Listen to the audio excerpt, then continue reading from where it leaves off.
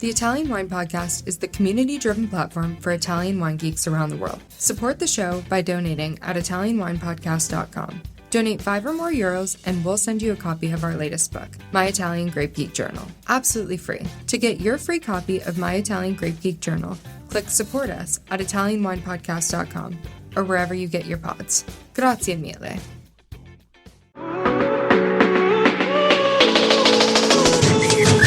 Welcome to the Italian Wine Podcast. This is the next generation with me, your host, McKenna Cassidy. For the next 30 minutes, I invite you to explore with me what young adults are up to in the Italian wine scene. Today, let's feast on our discussion of Italian wine, travel, food, and culture. Thank you for being here. Grab a glass with us. Chin chin. Welcome, everyone, to the Under 30 section of the Italian Wine Podcast. I'm McKenna, and I'm here today with Simone Foti from Vigneri Winery, and I'm so grateful. Welcome, Simone. Hi, McKenna. Thank you for your invitation. I'm really happy to be here and to discuss with you today.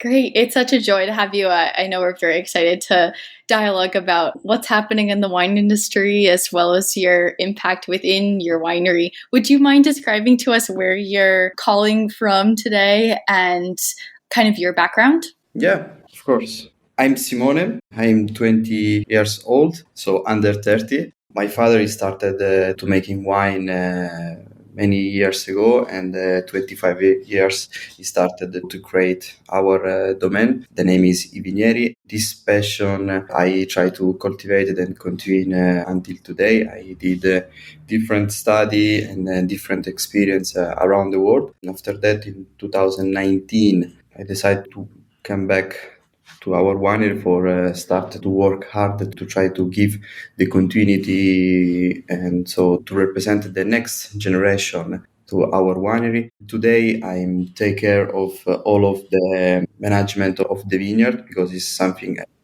really like, because also I studied viticulture and winemaking in France. From the beginning, from when I was really young, I started to work in the vineyard, so I'm really passionate and really interested by the vineyard and how everything is grown in terms of the cultivation until we arrive to the production of the grape. It's very interesting to see all of the different aspects and the moment of the vineyard during the year. I know and I speak good English, I can say, and also good French. So my father asking to me if I can help to take the possibility and role for the sales management too. So I also take care of this important aspect to take care of all the connection with the customer and to go around to also try to be present in the first line and try to tell of all of our history and philosophy. And this is very important because the people love to listen all by the producers. So the idea, the philosophy around our winery is all by the family. At the moment, me, my brother, I still work at the winery. So it's a harmony between our three. So we are happy. How old is your brother? He's 24. And that's Andrea, right? And, yes, exactly. His name is Andrea. And you were all born in Catania. Okay, yeah. Wonderful. Yeah. And we live today more in Etna. Before we love to spend more time in Catania, but now because we are so busy, we are starting to live in a mountain area. So okay. And then you mentioned like kind of that center core of family. How does that extend to the Guild of Wine Growers that is also now Vigneri?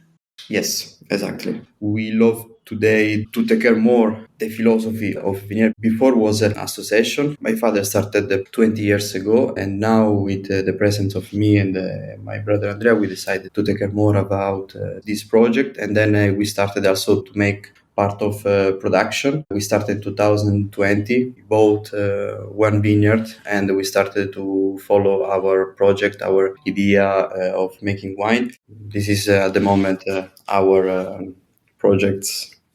I love the idea. So as trendy as the idea of natural wine is, your winery takes a different philosophical approach, which is vini umani, so the human wines. Yeah. Like for people, by people, with respect for people and the environment. So it's not denying the influence of the human being on the winemaking process, but actually embracing it. and making that part of the beauty of the wine instead of casting away the human influence. Watch nature make its own wine. It's really like, no, people are part of the process and we're also the ones who enjoy drinking it. So human wines, it's a good label for it. I like it. Yeah, I mean, this kind of new expression, new terms we would like to use is from a few years because, the word of natural is something we really trust from the beginning because my father started with this kind of view, but more and more with the explosion of the trend of the natural, sometimes is very confused, and we would like to give a true identity specific of our view and philosophy to making wine. And for us, human means that in the center of the world of the wine, there is the presence of the people, of the person who take care of the vineyard, who take care of the vinification until the bottling. And for us, it's important to have behind the wine the family, and this is what we are. So for us, it's very important before to say we are natural, to say that we would like to use this kind of expression like human wines. Then the idea of the humans, of course, is also to work by approach of natural with less intervention to the cellar, to be more respect in terms of the environment of the natural. And important, what we think is also to respect the tradition of the place, because this is not a trend that can finish during the time. This kind of synergy between tradition and innovation is the key for the future without any influence from a new trend, because more and more we see that the wine is a kind of a trend that is changed so quickly and is influenced by different movements. So we would like to give more the idea of the wine by style of culture, of history, and of continuity, of something that was started many, many years ago. Because if we think about the history of viticulture in Etna, is something very, very old. It's not something recently. So we must to preserve the tradition of the time. Like, for example, I don't know if you know about the history of the palmento. No, palmento is kind of something very special for us because it's the memories of important history and knowledge of wine. My father, from the beginning, he tried to work hard for preserve the history, and today we still continue to use the palmento. So for us, this is very important, and this not means only that is a kind of trend, but this is the continuity of the past, and this can be possible to continue until the future. I mean, also because it's the true way for we respect the environment, because everything is worked by gravity, so we don't use any electricity, and we work in a very sustainable way. And this is what we would like to explain when we talk about human wines, because there is the family, there is the people, the teamwork for us. Everyone put something important to produce a bottle of wine. That's so awesome. So for those who aren't familiar, the Palmento Caselli is like this winery house. It's like made out of lava stone. And there were varying degrees of opulence, like very simplicity, very simple, or more intricate homes made out of this stone. And as we know, people talk about the soil a lot on Etna to a fault sometimes, but there's different like volcanic rocks which break down at varying degrees over varying periods of time. And to be able to live within that, I think just reinforces your point about human wines, that like we're in the soil too, in a way. That's very, very cool. Yeah, it is. Especially, like you say, we live in Etna, so you imagine how is important the force of the human, of the people who take care every single day of landscape. All of the Etna also give to us, because it's still a very difficult place, so we must to preserve by the construction of the terrace, by the dry wall. Only in this way for us is really possible to make true Etna wines. It seems to be a kind of agreement with nature. If you want to make your wines here, you have to work with me. Dig in the proper areas, maintain it, be a good steward of the area, but also like you can employ the area to make the great wines that you are and that you want to enjoy. True. It's been very cool, Simone, talking to young people in the wine industry. They're noticing most young people in the wine industry who are working for winery families, there seems to be a trend of them acknowledging and noticing the importance of tradition and what has worked in the past for anywhere from tens to hundreds of years and celebrating that in the present to create a sustainable future for the wine industry. So I'm really grateful that you talked about preserving tradition and loving history, because that seems to be the path of sustainability and continued fruitfulness for the wines. Yeah, especially because today everyone starting to talk about sustainability, because everyone want to listen the word sustainability, but we must start to consider the true meaning of the sustainability. When we talk today about palmetto, or when we talk about our kind of the cultivation with Albarello, with the bush vine, this is another way of maintaining the sustainability, because when you don't work the vineyard, you don't improve the mechanization for making wine by the working of the soil. This is another important respect. And for us, all of this is the true meanings of the sustainability. But because we start from the point of view that the first is important for us, because we live in the same world. So we would like to do something with coherence, we be honest, and we know that something we give important value to the wine. So because today it's possible to drink all many different wines in the world. There are also too much wines around the world, but the customer and the people, like also in terms of food and by product, they would like to give more value to what they buy. Of course, the customer today check the quality, but check also the true meanings. That important there is something behind the message. Try to change the world to have less impact by the global warming, by all of the history today we know. Is our kind of philosophy. We can say it can be natural, can be biodynamic, can be biological, but for us, all of this for sure is important, this is what we do, but we would like to give more this kind of idea by human. It's containing all of the message. Are you enjoying this podcast? Don't forget to visit our YouTube channel, Mama Jumbo Shrimp, for fascinating videos covering Stevie Kim and her travels across Italy and beyond, meeting winemakers, eating local food, and taking in the scenery. Now back to the show.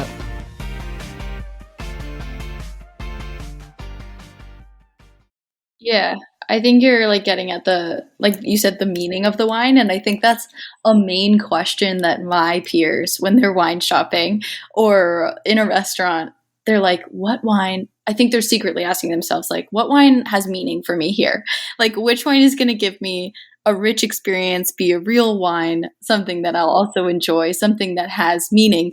And it was cool. I was actually listening to my news podcast today, and it turns out that for the dictionary, Merriam-Webster, the word of the year is authenticity. Exactly. And people are like searching for authenticity, Yes. Googling it. That seems to be what you're getting at, like seeking for richness, for meaning, for authenticity in the wines, and that's the goal. Yeah, I think for me it's something I would like to check when I drink a few wines, or when I going to some restaurant for discover the cuisine, the kitchen of the restaurant. I would like to see the experience, then to have something, try to catch the message from the person who make. I agree with you. Thanks for sharing that. I think that's so important to keep in mind, and like when people are selling wine, making wine, to be able to communicate that meaning to the customers or clients or your own team is like penultimate, to be able to have the wine be shared readily with others. So Simone, you mentioned that you are dining. I know part of our segment is about food and wine culture. Would you be willing to share perhaps a restaurant or a wine list that you recently encountered? Maybe your wines were on that list. Maybe you were hoping they would get on that list, but they should already be on there, really. But maybe like a wine list that showed you an example of meaning, or maybe a meal that you had that showed you an example of that richness that we were just discussing. I'd love like just a specific example of something you've experienced recently. It can be down the street from your house. It could be on one of your recent travels. But I want to know maybe an example of like that authenticity that we spoke of wherever you found it. I said before, I'm living in Etna, so I have many different places that I can say that are the true meaning of authenticity, also about food, about tradition. One of these, for example, for me is a restaurant in the north side of Etna. The name is San Giorgio il Drago, and is one of the place that is really incredible because the chef, that I call chef, but she's not a chef, she's just a mother that now is a grandmother of 19 years old, still there, and she's continue to cooking food for everyone like family, and this is what we love, because this is for us when we going outside and we check restaurant like this, it's the same to stay in the house, to stay in the middle of the family, where you can really eat the specific, the authentic food, and by the research of the high quality food of the area. So, for example, in Etna, we don't eat any fish, but we eat mostly food by vegetables and meat. And all of this product is cooked by this person who take care every day of the research of the quality. What's her name? The grandmother's name? Paolina. Pauline. Oh, that's a pretty name. And what's the name of the place? The name of the place is San Giorgio il Drago. Is in Randazzo. It was one of my favorite places. By the first experience, I started to make around wine to my father, because my father started to making wine in the north slope of Etna, so it was very close and was one of the point of the starting. Oh, cool. What food dishes did you eat or wines that you drank that were meaningful to you?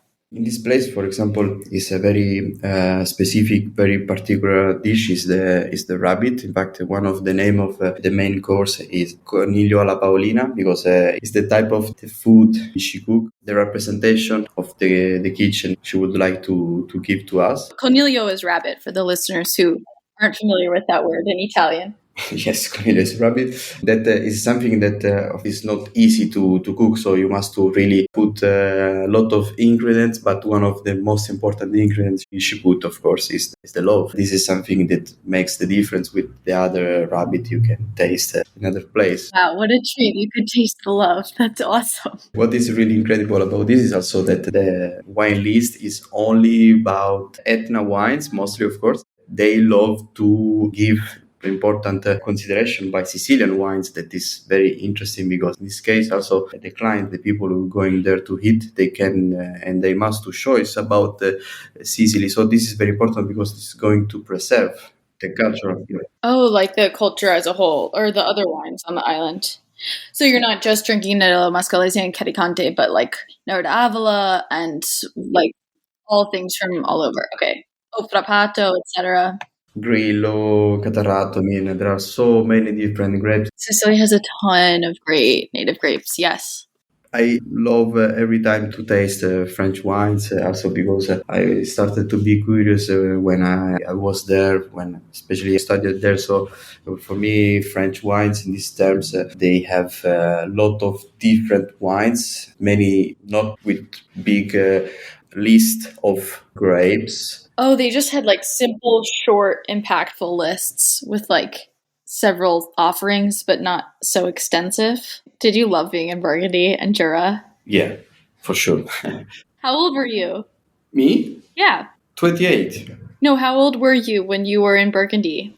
25. Oh my gosh. Was it 1 year you were in Loire, Champagne, and Jura, or was it Was 2 years. over many years? Was very Okay. full experience, because I started to study in Burgundy, but then by the school I had the possibility to going around and I decided to move a little bit outside of Burgundy, like Jura, Loire, and then Champagne too, because I think it's also very interesting to see more as possible, because I mean Burgundy is so incredible place, fantastic and everything, but when you go outside you see many different stuff. Yeah, it's changed totally, no? If you had to pick a place in France to move to, where would you move?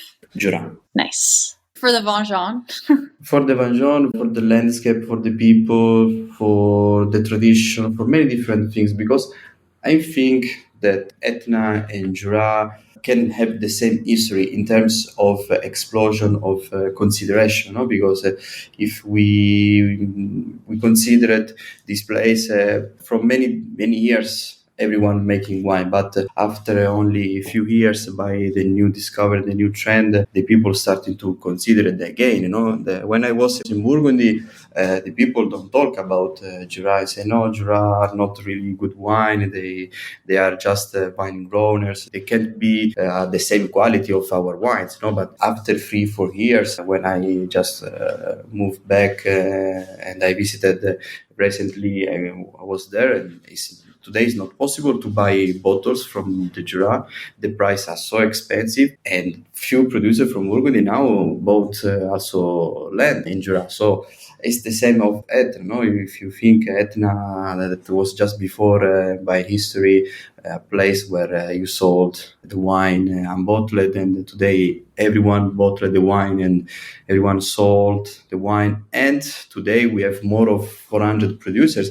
It's something really incredible how was the explosion of the wine and consideration. There I find in Jura, in my point of vision, of course, the place that is more close to us, because you find more natural, more tradition, more value. There is no too much rich people that really trust in the philosophy of wine that is work in the vineyard and they making wine, because today also the wine is kind of a business too. We have different view of making wine, I think. So for this, I think this is a good place for us. That's fabulous. I'm really excited to visit Jura one day. So thank you for sharing that. It's pretty cool to see how you could see similar stories aligned between both wine regions and how suddenly they became very popular over a short period of time just to the wider wine drinking community. Obviously, they were being excellent before then, but it's pretty cool to see that alignment. Simone, I know we're coming to the end of our time here, but I was wondering if maybe to our listeners you could recommend one of your favorite pairings from your winery, I Vigneri, with Coniglio. If you were to bring a bottle of your wine so we could have the lovely Paulina's Coniglio, what wine of yours would we drink? For sure, I think that a good pairing with the wine can be for sure red. And I was thinking can be good like Vigneri Rosso is one of our wines we're still making by Palmetto method that is not so intense like the other red we produce, Vino Petra, that is still more lighter, more drinkable. It's a kind of daily wine. And the style of cooking of Coniglio alla Paulina is still light, so it's not taste wild. I think it can be a good pairing. I mean, then of course it can be easier when you have the Coniglio in front of you and you taste the wine for see, okay, this is good or not good. Let's just bring all four, the Vino Petra, the Radica, and the traditional Vigneri, and then just taste them all to pick our favorite. With 3 different glasses, and you can decide this is good or this is not. That's the real fun. That's the real play. Yes. Oh, yes, that's true. beautiful. Simone, is there anything else you'd like to share before we break?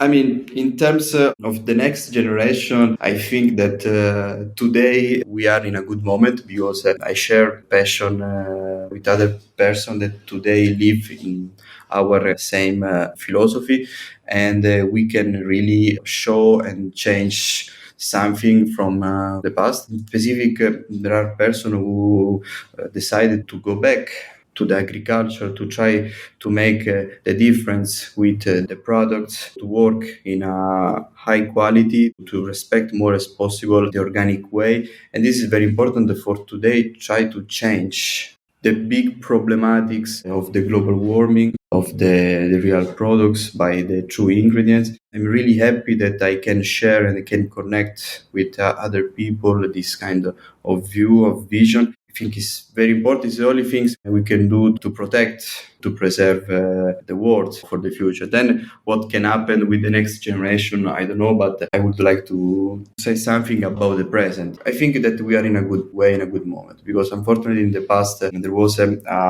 important use of chemical, of pesticide, of big industrialization, mechanization that destroyed too much. So now for sure for us will be very complex and difficult to try to preserve this, but we must work hard to try to live different, because it's important, we think, for respect us and for try to give a possibility to the new generation. So this is my point of view, and I'm happy sometimes to discuss people about this or try to understand which kind of view and vision they have for the future. That's wonderful. Thank you for sharing your perspective. It's pretty cool how close you are to the everyday process and that you have this perspective so that young people can also feel inspired to follow and believe in the wines like us.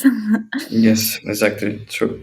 Awesome. Well, Chin Simone, I can't wait to visit your winery someday. And thank you so much for your time today and sharing your thoughts with us. Yeah, I hope too. When you come in Etna and see where we live, you can understand all of what we discussed today. Yes, it will become that much more alive. Exactly. All right. Thank you. Bye-bye. Great. Thank you so much. And bye-bye. Cheers. Cheers.